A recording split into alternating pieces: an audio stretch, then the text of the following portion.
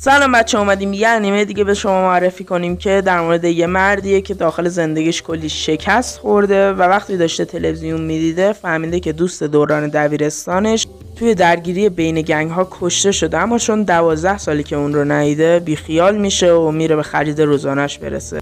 اما وقتی که میخواد سوار مترو بشه یکی از پشت سرشون رو هول میده و اون میفته روی ریل مترو. قبل اینکه بفهمه چی شده یا کسی بتونه نجاتش بده یه قطار از رون رد میشه و این لحظه اون کاملا مطمئنه که مرده. اما داستان چیز دیگه یا میخواد. تا به خودش میاد میفهمه که اون به 12 سال پیش یعنی زبان دبیرستانش برگشته و میبینه که داره با دوستای دبیرستانش غذا میخوره. واسه همین تصمیم میگیره به هر قیمت که شده اون دوستش که در آینده مرده رو نجات بده.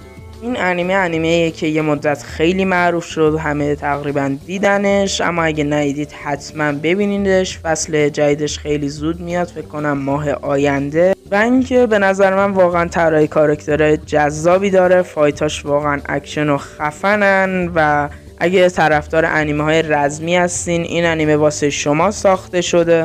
و اگه هنوز چنل رو ساب نکردین خوشحال میشم برای معرفی انیمه های بیشتر چنل رو ساب کنید و تا بعد.